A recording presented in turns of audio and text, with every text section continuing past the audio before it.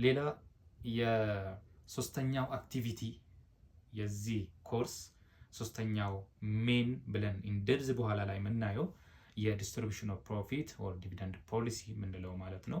ሶ በዚህ ስር እንግዲህ ተቋም ኢንድ ኦፍ ደ ይር ስፔሻሊ ይሄ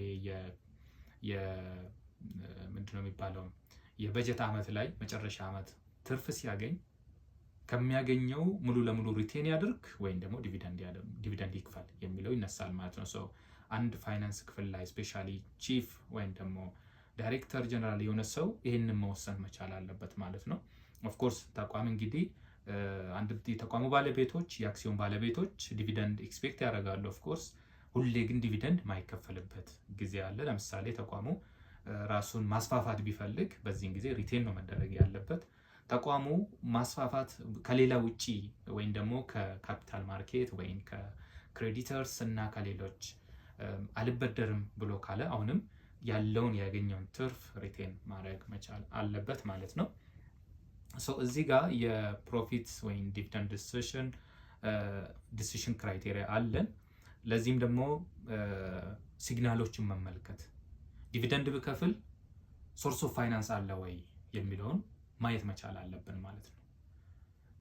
ዲቪደንድ ብከፍል ስቲል ምናልባት ተቋሙ የሊኩዲቲ ኢሹ ያጋጥማል አያጋጥምም የሚለው ማየት መቻል አለበት።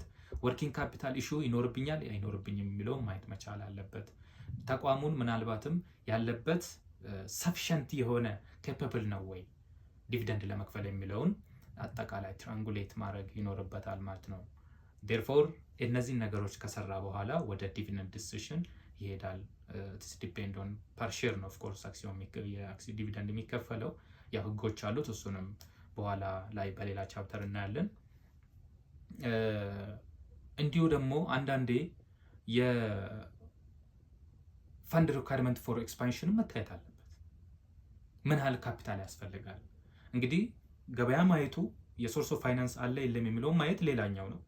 ድርጅቱ ኬፓብል ነው አይደለም የሚለውን ማየት ሌላኛው ነው። ሶስተኛው ግን የፈንድ ሪኳየርመንቱስ ለምሳሌ ቢያስፈልግ ለምሳሌ ቀጣይ ዓመት ድርጅቱ በበጀት ውስጥ ምን ያህል ካፒታል ያስፈልጋል ኢዘር ሎንግ ተርም ኦር ሾርት ተርም የሚለውን መመልከት መቻል አለበት። ሶ በዚህ ስርም ጥያቄዎች እንደ አንድ ፋይናንሻል ማኔጀር ጥያቄዎች መመለስ ያለባቸው ለምሳሌ ሻል ዊ ፔይ ዲቪደንድ ሃው ማች ኤንድ ዌን የሚለውን ጥያቄ መመለስ መቻል አለብን። እንደ አንድ ፋይናንሻል ማኔጀር ከሆንኩኝ እነዚህን ጥያቄ ልክፈል ይከፈል አይከፈል የሚለውን እንደውም ሃው ምን ያህል ፐርሰንት ነው መከፈል ያለበት እንዲሁም መቼ ይከፈል የሚለውን መወሰን መቻል አለብኝ። ጥያቄው መመለስ መቻል አለብኝ። ሻል ዊ ሪቴን ፕሮፊት ኦር ሪኢንቨስት የሚለው ኦልራይት። አንዳንዴ እንግዲህ የሚገኘውን ፕሮፊት ሪኢንቨስት እናድርግ ኦር ሪቴን እናድርግ ወይም ሙሉ ለሙሉ ዲቪደንድ እንክፈል የሚለው እስቲ ይህን ጥያቄ መመለስ መቻል አለበት። ኮንሲኩዌንሱንም ደግሞ ማወቅ መቻል አለብን ማለት ነው። ዲቪደንድ ባንከፍል ኮንሲኩዌንሱስ ምንድን ነው የሚለውን ጥያቄ መመለስ መቻል አለብን። ኦልራይት እነዚህ ነገሮች በዚህ ውስጥ ካነሳን እንግዲህ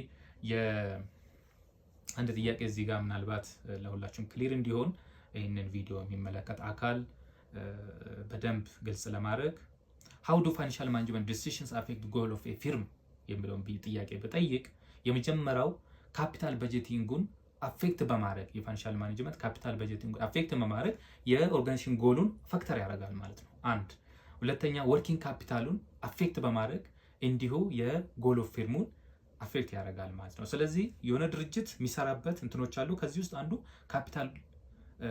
የካፒታል ወርኪንግ ካፒታል ያስፈልገዋል። ኦልራይት ወርኪንግ ካፒታል ደግሞ በፋይናንስ የሚደረገው በገንዘብ ኢንጀክት የሚደረገው ፋይናንስ ክፍል ስለሆነ ፋይናንሻል ማኔጅመንት ስቲል እዚህ ጋር ሮል አለው ማለት ነው። ሌላ ካፒታል ስትራክቸር ላይ አሴት እኩል ይሆናል ሊያቢሊቲ ፕላስ ካፒታል ብለን ነው እንግዲህ እንትኑን ብዙን ጊዜ የማቴማቲካል እንትኑ የምናነሳው ሞዴሉ ይሄ ነው። ይህንን ስትራክቸሩ ምን መሆን አለበት፣ የትኛው ነው መብዛት ያለበት፣ የትኛው ነው ማነስ ያለበት ኦር ባላንስ ነው ማድረግ ያለብን የሚለውን እንግዲህ ብዙን ጊዜ አሴት እኩል ይሆናል። አሴት ማለት የኮንቴክስቹዋል ሚኒንጉ ሀብት የምንለው አይነት ነገር ነው። የድርጅቱ ሀብት አጠቃላይ ሀብት የምንለው ነው። ሀብት ደግሞ አጠቃላይ ድርጅት ውስጥ የሚገኘው ሀብት ወይም ድርጅቱ ኦን ያደረገው ሀብት የሚገኘው ከሁለት ነው። ከንብረት ከሰዎች የሚመጣ ንብረትና ከምንበደረው ማለት ነው። ስለዚህ ሊያቢሊቲ ከእዳና እንዲሁም ከንብረት ማለት ነው። ሁለቱ ድምር ነው ሀብት የሚለው። ንብረት ሲደመር እዳ ሀብት ይሆናል። ሰው እነዚህ ነገሮች ማየት ይኖርብናል። ሌላ ፕሮፊት ዲስትሪቡሽኑ እንግዲህ ስቲል አሁንም ፋክተር ያደርጋል። ጎል ኦፍ ኦርጋናይዜሽን ስቲል ፋክተር ያደርጋል ማለት ነው። ሌላኛው በዚህ ቻፕተር ውስጥ የምናነሳው ፎርም ኦፍ ቢዝነስ ኦርጋናይዜሽን የተወሰነ ኦቨርቪውን እናነሳለን። እንደምታውቁት 3 የካምፓኒ ወይም ደግሞ ቢዝነስ ኦርጋናይዜሽን አለ ወይም ደግሞ ቢዝነስ ካምፓኒ ፎርሚንግ ሞዴሎች አሉን። የመጀመሪያ ሶል ፕሮፕራተርሺፕ የምንለው በአንድ ሰው የሚመራ በአንድ ሰው ማኔጅ የሚደረግ ማለት ነው። ሁለተኛው ፓርትነርሺፕ ከሁለትና ከሁለት በላይ የሚቋቋም ተቋም ነው። ሌላኛው ኮርፖሬት ነው። ኮርፖሬት ኢዘር ፒኤልሲ ሊሆን ይችላል ወይም ደግሞ ሼር ካምፓኒ ሊሆን ይችላል ማለት ነው። እንደ ባንክ አይነት እንደ ቢሪ ካምፓኒ እነዚህ ኮርፖሬት የምንላቸው ነው። ሶ ኢንፍሉዌንሳቸውን ቀላል አይደለም። ሶ ሶል ፕሮፕራተርሺፕ ብዙውን ጊዜ እንደሚታወቀው አንሊሚትድ ሊያቢሊቲ ነው። ኦልሬዲ ይታወቃል ይሄ። ዴን ሌጋል ኢንቲቲ አይደለም፣ ሰውነት የለውም በራሱ ድርጅቱ መከሰስ አይችልም። አርቲፊሻል ቦዲ አይደለም፣ የሆነ እንትን የለውም ማለት ነው። ሊያቢሊቲውን በዛ ነው። ሊሚትድ ላይቭ ነው ድርጅቱ፣ ያ ሰውዬ ካስቆመ ይቆማል ማለት ነው። ኦነርሺፑ ምናልባት ትራንስፈር የሚደረገው በመሸጥ ነው ማለት ነው። ሌላ ፓርትነርሺፕ ቅድም እንዳነሳ ነው ከሁለት ሰው በላይ ምናልባት የሚቋቋም ነው። ስቲል ይሄም ተቋም ፓርትነርሺፕ ከሁለት ሰው በላይ የሽርክና ተቋም የምንለው ማለት ነው በአማርኛ። የሽርክና ተቋም እንዲሁ ይሄ ተቋምም የሌጋል ሰውነት በራሱ መከሰስና በራሱ ሕግ ፊት ሰውነት የለውም ማለት ነው። ሊያቢሊቲው ስቲል አንሊሚትድ ነው ይታወቃል። ይሄም እነዚህ ነገሮችን የያዘ ነው። ሌላው እናንተ ኢንደብስ ምናልባት ዲሞንስትሬት ማድረግ ይቻላል። ኮርፖሬት ያው እንደሚታወቀው አርቲፊሻል ፐርሰን ነው፣ መከሰስ ይችላል፣ መክሰስ ይችላል። ቢዝነሱን ምናልባት ኦፕሬት የሚያደርገው በራሱ ስም ነው። ኦልራይት። እንዲሁ ደግሞ ከአንድና ከአንድ በላይ ምናልባትም ሰዎች አንድ ላይ መጥተው ነው እንግዲህ ድርጅቱን ኦን የሚያደርጉት። ሰፓሬት የሆነ ከማኔጅመንቱና ከኦነርሺፑ ሰፓሬት የሆነ ሮል ነው ያለው። ሁለቱ አይገናኙም ማለት ነው። ማኔጅመንቱ እና ኦነሩ ሹድ ቢ ሰፓሬትድ መሆን መቻል አለበት። ኦነርሺፕ ዲቪደንድ ዲቫይድድ ኢንቱ ትራንስፈረብል ዩኒት ወይም ደግሞ ሼርስ በሚል እናነሳዋለን ማለት ነው። ሊያቢሊቲው ምናልባት ሊሚትድ ነው። አንሊሚትድ ላይፍ ይኖረዋል። ካፒታልን ሬዝ ለማድረግ አይጨነቅም፣ ምክንያቱም ጃይንት ካምፓኒ ተረስቱን በዛው ደረጃ ነው ማለት ነው።